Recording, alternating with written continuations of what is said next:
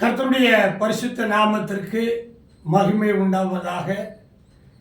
இன்றைக்கு 40வது நாளாக இந்த காணொளி மூலமாய் ஒரு சிறிய தேவனுடைய செய்தியை நான் உங்களுக்கு சொல்ல விரும்புகிறேன். இந்த நாள் ஆண்டவரும் இரட்சகருமாகிய இயேசு கிறிஸ்து உயிர்த்தெழுந்த நாளான ஞாயிற்றுக்கிழமை ஓய்வு நாளாக காணப்படுகிறது. அது மட்டும் அல்லாமல் இந்த நாள் குருத்தோலை ஞாயிறு, பாம் சண்டே என்றும் சொல்லப்படுகிறது. எருசலேம் மாநகரத்தில் ஆண்டவராகிய இயேசு கிறிஸ்து ஒரு மாபெரும் புரட்சியை, ஒரு சீர்திருத்தத்தை, ஒரு உயிர் மீட்சியை உண்டாக்குவதற்காக ஸ்தோத்திர பாட்டை பாடி அந்த எருசலேம் மாநகரத்துக்கு கழுதையின் மேல் ஏறி ஜனங்கள் எல்லாம் மரக்கிளைகளை உடைத்து வழியிலே அதை பரப்பி தாவீதின் மைந்தனே வாரும், ஓசானா ஓசானா என்று பாடி வரவேற்ற ஒரு நாளாக உலகமெங்கிலும் தொன்று தொட்டு இந்த ஞாயிறு குருத்தோலை ஞாயிறாக அனுசரிக்கப்பட்டு வருகிறது. இந்த நாளிலே அன்பின் சகோதர சகோதரிகளாகிய உங்கள் யாவரையும் இந்த காணொளி மூலமாய் நான் சந்திப்பதிலே மிகுந்த மகிழ்ச்சி அடைகிறேன். பரலோகத்தின் தொழிலாளியாக என்னை நான் ஆண்டவருக்கு சாசனம் எழுதி கொடுத்திருக்கிறேன் என்றுதான் நான் சொல்லுவேன். ஆகவே இன்றைக்கு 40வது நாளாக குருத்தோலை ஞாயிறாக காணப்படுகிற இந்த நாளிலே இந்த காணொளி பதிவிலே விடுதலை என்கிற தலைப்பிலே உங்களோடு கூட நான் ஒரு சிறிய செய்தியை நான் பகிர்ந்து கொள்ள விரும்புகிறேன். காரணம் என்னவென்று சொன்னால், நாங்கள் தற்பொழுது கிராமங்களிலே சுவிசேஷத்தை அறிவிப்பதற்காக ஆயத்தமாகி கொண்டிருக்கிறோம். இன்றைக்கு சனிக்கிழமை. நாளைய செய்தியை முதல் நாள் நான் தேவாலயத்திலே காத்திருந்து பதிவு செய்வேன். ஒவ்வொரு செய்தியையும் முதல் நாள் நான் பதிவு செய்வேன். இன்றைக்கு உன்னை பரிசுத்தப்படுத்திக்கொள், நாளைக்கு உன் நடுவில் அற்புதங்களை செய்வார் என்ற நம்பிக்கையின் அடிப்படையில். ஆகவே இன்றைக்கு சனிக்கிழமை 2025 ஏப்ரல் மாதமாகிய 4வது மாதம் 12ஆம் தேதி ஆகிய 2வது சனிக்கிழமை. நாங்கள் மாதந்தோறும் 2வது சனிக்கிழமை கிராம ஊழியத்துக்கு போகிறோம்.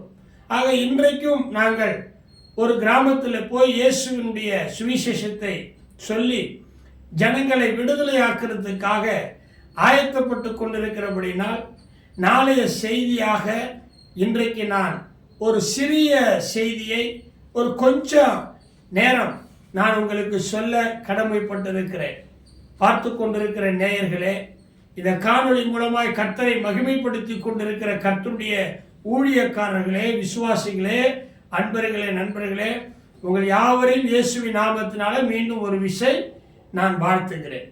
இன்றைக்கு விடுதலை அப்படிங்கிற ஒரு தலைப்பில் நான் இந்த ஞாயிற்றுக்கிழமை செய்தியை உங்களுக்கு சொல்ல விரும்புகிறேன். சகரியா என்கிறதான அந்த தீர்க்கதரிசியின் மூலமாய் 9வது அதிகாரத்திலே 11வது வசனத்தை நான் உங்களுக்கு சொல்ல போகிறேன்.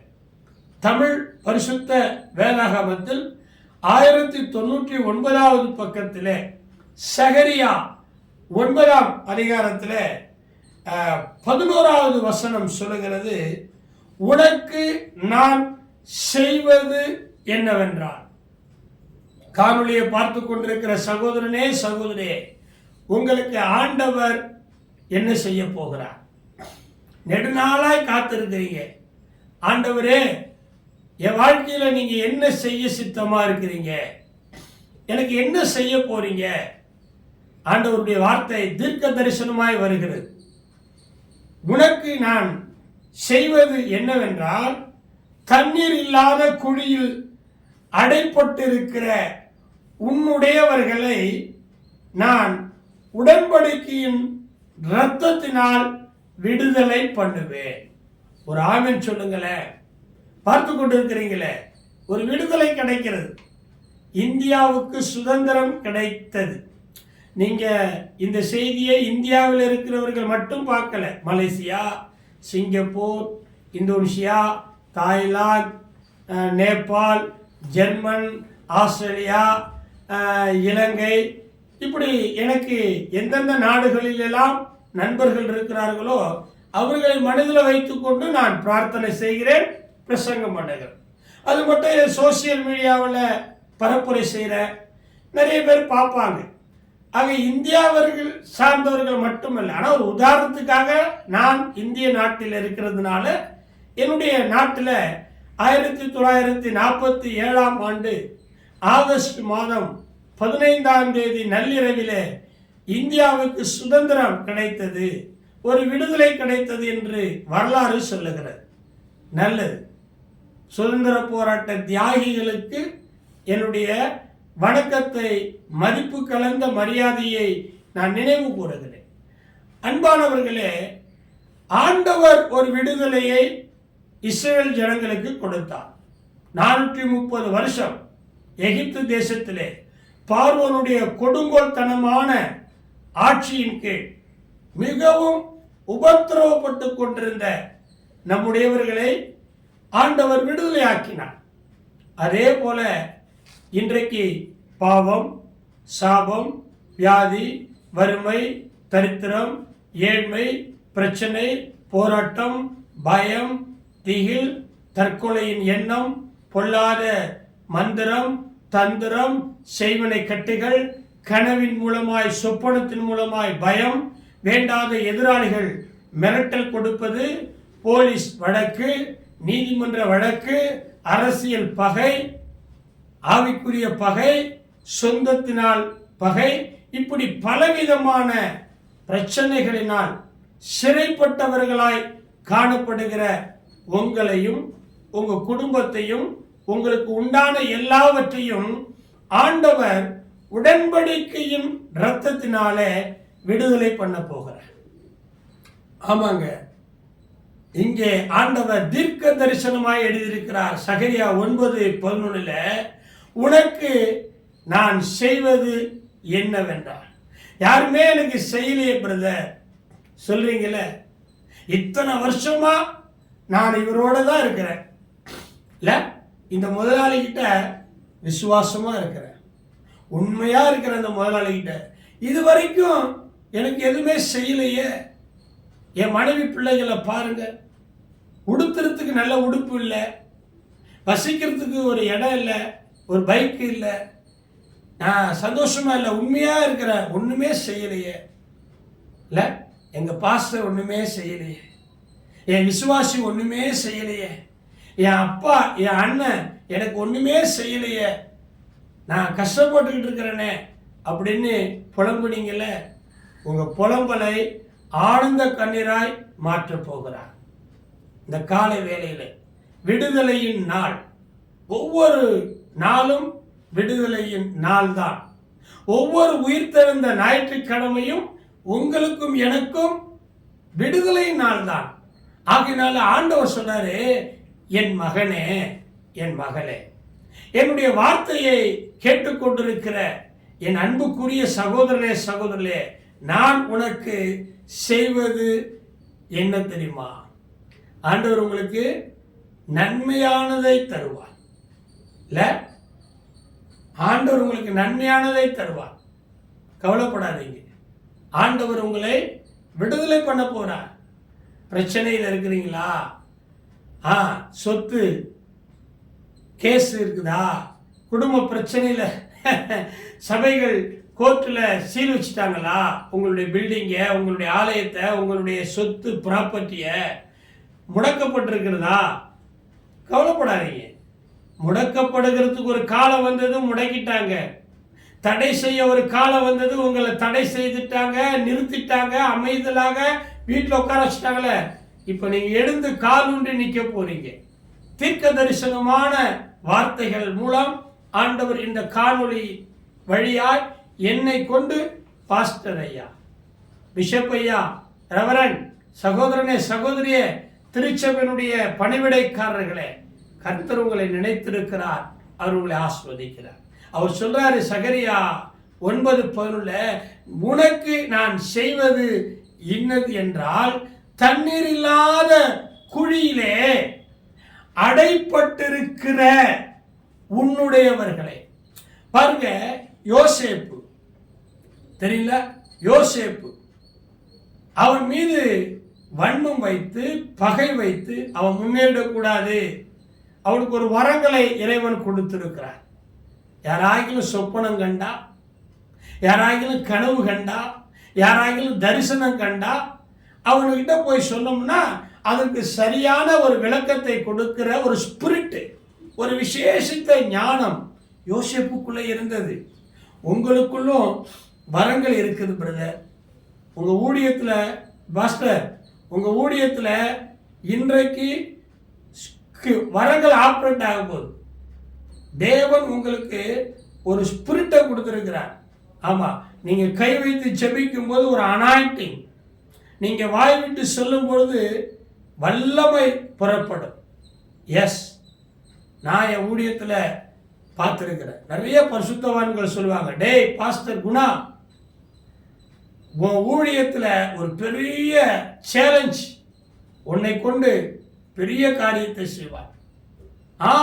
நான் சிறு பிள்ளையா இருக்கிறேனே, போக்குவரத்து அறியாதவனா இருக்கிறேனே, பேச தெரியாதவனா இருக்கிறேனே, என்கிட்ட பணம் இல்லையே, என்கிட்ட படிப்பு இல்லையே, எனக்கு இங்கிலீஷ் தெரியாது, எனக்கு ஹிந்தி தெரியாது, 4 பேரை கண்டா எனக்கு கை கால்லாம் ஆடும், ஸ்டேஜ் ஃபியர் இருக்குது, ஆடியன்ஸ் ஃபியர் இருக்குது, நான்லாம் அதுக்கு எப்படி பிரதர், எப்படி ஐயா அப்படின்னு கேட்டவர்களுக்கு மத்தியில் ஏசாயா அப்படிதானே சொன்னாரு, மோசே அப்படிதானே சொன்னாரு, ஏன் எரேமியா, நான் சிறு பிள்ளையா இருக்கிறேன், நான் போக்குவரத்து அறியாதவனாக இருக்கிறேன். ஆண்டவர் சொன்னாரு, இருக்கலாம்ப்பா, அது உன்னுடைய கேரக்டர், அது நீ புரிந்து கொண்டிருக்கிற இருக்கலாம், ஆனா உன்னை நான் பார்வனுக்கு முன்னாடி நிறுத்துவேன். உன்னை இடிக்கவும் நாட்டவும் பிடிங்கவும் நிறைய காரியம் உன்னை கொண்டு செய்வேன் என்று எரேமியாவை கொண்டு ஆண்டவர் செய்தார். மோசேயை கொண்டு ஒரு பெரிய ராஜ்யத்தின் அஸ்திவாரத்தையே அழித்தார். ஒரு கோல், உங்ககிட்ட ஒரு கோல் இருக்குது, தேவனுடைய வார்த்தை என்கிற கோல், தேவனுடைய வரம் என்கிற கோல், தேவனுடைய கனி என்கிற கோல் உங்ககிட்ட இருக்குது பாஸ்டர் ஐயா. ஆமா சிஸ்டர், உங்களை கொண்டு ஆண்டவர் விடுதலை செய்வார். பாருங்க, இந்த யோசேப்புக்கு அப்படிப்பட்ட ஒரு கிஃப்ட் ஆபரேட் ஆனது. சகோதரர்கள் பகைத்தாங்க, என்ன செஞ்சாங்க, தண்ணீர் இல்லாத குழியில அவனை அடைச்சிட்டாங்க. உங்க வாழ்க்கையை அடைச்சிட்டாங்களா? உங்க ஊழியத்தை அடைச்சிட்டாங்களா? உங்களுடைய தொழிலை அடைச்சிட்டாங்களா? அடைக்கப்பட்ட வாசலை ஆண்டவர் திறப்பார். பாஸ்டர் பாஸ்டர், அடைக்கப்பட்ட கதவுகள், அடைக்கப்பட்ட வாசல்கள், அடைக்கப்பட்ட வழிகளை இன்றைக்கு ஆண்டவர் உங்களுக்காக திறக்கிறதுக்கு வருகிறார்.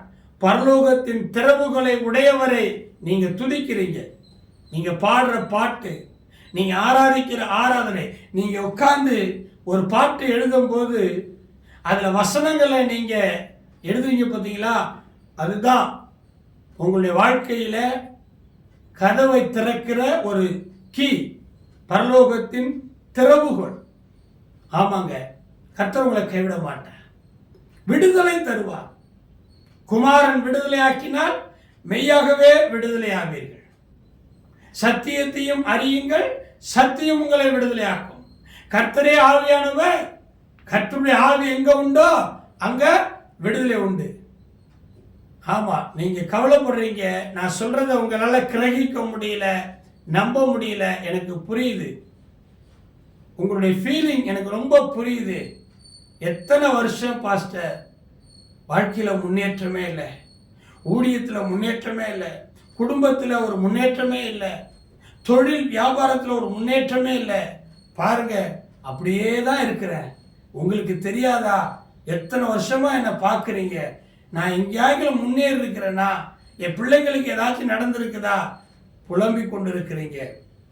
வேதனையோடு அவிசுவாசத்தோடு நீங்க முடங்கி அடைக்கப்பட்ட நிலைமையில் இருக்கிறீங்க. பயப்படாதீங்க, பயப்படாதீங்க. கெபியில போயிட்டு பயந்து முடங்கி கொண்டிருந்த அந்த எலியாவை ஆண்டவர் சுட சுட அப்பமும் தண்ணீரும் கொண்டு வந்து கொடுத்து, எலியாவே போக வேண்டிய தூரம் வெகு தூரம், இதை புசித்துட்டு குடிச்சிட்டு போ, உன்னை அனுப்புகிறது நான் அல்லவான்னு கிதியோனுகிட்ட. இந்த பிரசங்கம் உங்களை அனுப்பும் பாஸ்டர் ஐயா. சிஸ்டர், நீங்களும் அப்படிதான். உங்களுக்கும் ஆண்டவர் பேசுறார். நீங்க அடைக்கப்பட்டிருக்கிறீங்க. உங்க வீட்டில் ஒரு கதவு அடைக்கப்பட்டிருக்கிறது. நான் மலேசியா தேசத்தில் நான் ஜெயா அப்படிங்கிற ஒரு அன்புக்குரிய சகோதரி, அம்மாவும் மகளும் அந்த வீட்டில் இருக்கிறாங்க. அவங்களுடைய அக்கா தங்கச்சி வீட்டில எல்லாம் அந்த பாஸ்டர் ஐயா என்னை அழைச்சிட்டு போயிட்டு பிரசங்கம் பண்ண வச்சார். எல்லா அக்கா தங்கச்சி வீட்லேயும் நான் போய் பிரசங்கம் பண்ண தீர்க்க தரிசனமான வார்த்தைகள். இந்த மலேசியாவில் அந்த ப்ராஃபட்ஸ் கிஃப்ட் ஆப்ரேட் பண்ண ஆரம்பிச்சது. எல்லாரும் ஆண்டோடைய வார்த்தையை ரசிச்சாங்க, ருசிச்சாங்க. ஆனால் இந்த ஜெயா அப்படிங்கிற ஒரு சகோதரி வீட்டில் ஜெபக்கூட்டம் வைக்க முடியாதபடிக்கு என்னுடைய நேரங்கள் இல்லை. ஆனாலும் அவங்க எப்படியாகிலும் இந்த பாஸ்டரை எங்கள் வீட்டுக்கு கொண்டு வந்து ஒரு ஜெபக்கூட்டம் வச்சு அவரை கனம் பண்ணணும், அவருக்கு சாப்பாடு கொடுத்து, அவருக்கு காணிக்கை கொடுத்து, அவர் மூலமாக நான் கர்த்தருடைய வார்த்தைகளை கேட்கணும்னு பிரயாசப்பட்டாங்க. பட் நேரம் இல்லை. அந்த பாஸ்டருக்கும் என்னை அழைச்சிட்டு போகிறதுக்கு நேரம் இல்லை, எனக்கும் நேரம் இல்லை. ஆனாலும் எனக்கு மனசில் ஒரு எண்ணம், அடடா அக்கா தங்கச்சிங்க எல்லார் வீட்டுக்கும் போயிட்டோம், அந்த ஜெயா சகோதரி வீட்டுக்கும் நம்ம போகணுமே. கர்த்தர் என்னை பாரப்படுத்தினார். நான் உட்கார்ந்து அந்த சகோதரி குடும்பத்துக்காய் ஜெபிச்சேன். அப்போ அந்த பாஸ்டர்கிட்ட சொன்னேன், பாஸ்டர் பால் மனோ ஐயா, அண்ணே அந்த ஒரே ஒரு சகோதரி வீட்டுக்கு நான் ஊருக்கு போகிறதுக்குள்ள நம்ம போய் ஜெபனாலும் பண்ணிட்டு வந்துடணும். அந்த பாஸ்டர் ஓகே வாங்கன்னு போனார். பிரியமானவர்களே, இந்த செய்தியை அந்த அக்காவும் பார்த்துட்டு இருப்பாங்க, ஜெய சகோதரி பார்த்துட்டு இருப்பாங்க. அந்த வீட்டில் சத்துருடைய கிரியைகள் இருந்தது. அம்மாவும் மகளும் வாழ்க்கையில முன்னேற முடியாமல், சந்தோஷப்பட முடியாமல், விடுதலை பெற முடியாதபடிக்கு ஒரு டைமண்ட் அந்த அளவில் ஒரு கதவு கம்பி அடைக்கப்பட்டிருந்தது. என் தேவனாகிய கர்த்தர் நான் அங்கே போகும்போது அதை எனக்கு வெளிப்படுத்தினார். நாங்கள் ஜபிச்சோம், அதை ஆண்டவர் வெளிப்படுத்தினார். அந்த கதவை உடைச்சோம் கர்த்தருடைய நாமத்தினால. ஆமென். சிஸ்டர், பிரதர், கர்த்தர் செய்ய நினைத்தது தடைப்படாது. வெண்கல கதவுகளை உடைத்து, இருப்பு தாழ்பால்களை முறித்து, அந்த காலத்தில் இருக்கிற பொக்கிஷங்களை, ஒளிப்பிடத்தில் இருக்கிற புதையல்களையும் உங்களுக்கு அவர் தருவார். பாருங்க, அந்த சகோதரி கர்த்தருடைய ஊழியக்காரன் தேவனால வெளிப்படுத்தப்பட்ட அந்த தரிசனத்தை சொல்ல சொல்ல சொல்ல தேம்பி தேம்பி அழ ஆரம்பிச்சிட்டார். சாட்சி சொல்ல ஆரம்பிச்சிட்டார். அழுகிறத எங்களால் நிறுத்தவே முடியல. அவ்வளவு சந்தோஷம். கர்த்தர் அந்த அடைக்கப்பட்ட தண்ணீர் இல்லாத அந்த குழியில அடைக்கப்பட்ட தாயும் மகளையும் ஆண்டவர் மீட்டார், விடுதலை கொடுத்தார். நம்பிக்கையுடைய சிறைகளே அரணுக்கு திரும்புங்கள், இரட்டிப்பான நன்மை இன்றைக்கே தருவேன் என்று அந்த சகரியா 9:12 எழுதியிருக்கு பார்த்தீங்களா? அதே போல இன்னைக்கும் அந்த மலேசியா தேசத்தில் இருக்கிற பல குடும்பம், குறிப்பாக அந்த ஜெயா என்கிற சகோதரின் குடும்பத்தில் இன்றைக்கும் அற்புதம் நடக்குது. நாளைக்கும் உங்க நடுவில் தேவன் அற்புதம் செய்வார். இதை பார்த்து கொண்டிருக்கிற பரிசுத்தவான்களே, திருச்சபையினுடைய போதக பிதாக்களே, விசுவாச பிள்ளைகளே, நீங்கள் யாரோ எவரோ, நான் உங்களுக்கு சொல்லுவேன், தேவன் தேவன் தேவன் மனுஷன் அழக்கூடாது. நான் தான் அந்த கதவை உடைச்சேன்னு நான் சொல்லல. I am the servant of God. நான் ஒரு பரலோக தொழிலாளி. அவர் கட்டளையிடுறார், நான் செய்யறேன். அவ்வளவுதான். எங்க முதலாளி, எங்க எஜமா, எங்க தேவன் ஊழியக்காரனே லாசருவின் கட்டுகளை அவிழ்த்து விடுன்றார். என்னுடைய வேலை உங்களுடைய கட்டுகளை அவிழ்க்கிறது தான். ஜீவன் கொடுக்கிறது யாரு? சீசனுடைய வேலை இல்லை. 4 நாளாச்சே லாசரு, சீசர்கள் போய் எழுப்பியிருக்கலாமே. இன்னைக்கு நிறைய பேர் சொல்றாங்க நான் தான் சொல்லுங்க. ஆனா எனக்கு அந்த ஸ்பிரிட் இல்லை. நான் கட்டுகளை அவிழ்க்கிறதுக்கும் ஆலோசனை சொல்றதுக்கும் உபதேசிக்கிறதுக்கும் போதிக்கிறதுக்கும் கர்த்தருடைய தீர்க்க தரிசனத்தை வெளிப்படுத்துறதுக்கு தான் ஜீவனை கொடுக்கிறவர் அவர். லாசருவே எழுந்து வா அப்படின்னார். வர முடியல. அப்பதான் ஆண்டவர் சீசர்களை கூப்பிட்டு, எப்பா கட்டப்பட்டிருக்குது சீலையால, கட்ட அவிழ்த்து விடுங்கன்னா. கட்ட அவிழ்க்கிறவங்க நாங்க. ஜீவனை உங்களுக்கு தருகிறவர் இயேசுதான், நாங்க அல்ல. அப்போ ஆண்டவருடைய வார்த்தை சொல்லி பாருங்க, உனக்கு நான் செய்வது என்னவென்றால், தண்ணீரில்லாத குழியில் அடைப்பட்டிருக்கிற உன்னுடையவர்களை உடன்படிக்கையின் இரத்தத்தினால் நான் விடுதலை பண்ணுவேன். இன்றைக்கே உங்களுக்கு விடுதலை. இந்த குருத்தோலை ஞாயிறு அடையாளமா வச்சுக்கங்க. இந்த செய்தியை, இந்த காணொளி 40வது நாள் கண்ணை மூடி கண்ணை திறக்கிறதுக்குள்ள எங்களுடைய ஜெப வேலை முடிகிறது. பிரியமான கர்த்தருடைய சகோதரனை, நீ எந்த நாட்டில், எந்த தேசத்துல, எந்த இடத்துல நீங்க அடைப்பட்டு இருந்தாலும், அடைக்கப்பட வேண்டிய சூழ்நிலையில் இருந்தாலும், கர்த்தர் உங்களுடைய கண்ணீர், உங்க விசுவாசம், உங்க நம்பிக்கை, உங்க உண்மையை அவர் பார்த்திருக்கிறார். உங்களை அவர் விடுதலையாக்குவார். தண்ணீர் இல்லாத குழியில சகோதரர்கள் எல்லாரும் சேர்ந்து, உன் வீட்டார் உனக்கு சத்துரு அடைச்சாங்க யோசேப்ப. ஆண்டவர் சும்மா இருந்தாரா? தண்ணீர் இல்லாத குழியில விழுந்து கிடந்த அந்த மனுஷனை எடுத்து எங்க கொண்டு போகணுமோ அங்கு கொண்டு போய் கடைசியில அவனுடைய தலையை உயர்த்தினார். அந்த அரசாங்கத்திலேயே அவன் முக்கியஸ்தனாக, அதிகாரம் உள்ளவனாக, அவனுக்கு கீழ்தான் எல்லாம் அப்படிங்கிற கட்டளையை பிறப்பித்தார். இப்போதும் நான் ஒரு ஊழியக்காரனாய், ஒரு பரலோகத்தின் தொழிலாளியாய் இந்த காணொளி மூலமாய், பாஸ்டர் ஐயா, பிஷப் ஐயா, மிஷனரிமார்களே, கர்த்தருடைய உன்னதமான ஊழியத்தை உண்மையாய், உத்தமமாய், சத்தியத்தை சத்தியமாய் என் வார்த்தையெல்லாம் அழுத்தி சொல்றேன். அந்த மாதிரி இருக்கிற ஊழியர்களையும், சபை தலைவர்களையும், ஸ்தாபன தலைவர்களையும், ஐக்கிய தலைவர்களையும், விசுவாச மக்களையும் ஆண்டவர் விடுதலை பண்ணுகிற நாள். இன்றைக்கே ரட்சணிய நாள், இன்றைக்கே விடுதலை நாள். ஆண்டவர் இந்த செய்தியின் மூலமாய் உங்களை விடுதலை பண்ண ஆரம்பித்திருக்கிறார். நாங்கள் கிராமத்துக்கு போறோம். மேய்ப்பன் இல்லாத ஆடுகளை போல இல்ல, ஆண்டவர் சீசுகளை சொன்னார், நேர் தெரு என ஒரு தெருவுக்கு போ, அங்க ஒரு நாளும் ஒருவரும் ஏறாத ஒரு கழுதை குட்டி கட்டியிருப்பீங்க, அதை அழுத்து கொண்டு வானார். ஏன் அழுக்கிறீங்கன்னு அங்க உள்ளவங்க கேட்பாங்க. கேட்டா ஆண்டவருக்கு வேணும்னு சொல்லுங்க. பிரியமானவர்களே, விடுதலை ஆண்டவர் விரும்புகிறார். நீ விடுதலை ஆகணும். நீ கிராமத்துல போறோம், நிறைய கட்டப்பட்டிருக்கிறாங்க, பலவிதமான கட்டுகள் இருக்கிறாங்க. பாவக்கட்டு, சாபக்கட்டு, மந்திரக்கட்டு, சூனியக்கட்டு, செய்வினை கட்டு, பொருளாதார கட்டு, முன்னேற்றத்திற்கு எதிரான கட்டுகள். எந்த கட்டுகளிலே நீங்கள் கட்டப்பட்டிருந்தாலும் அந்த கட்டுகள் அறுந்து விழும்படியாய், அந்த கதவுகள் உடைக்கப்படும்படியாய் இந்த தேவன் என்றென்றைக்கும் உள்ள சதா காலங்களிலும் நமது தேவன்.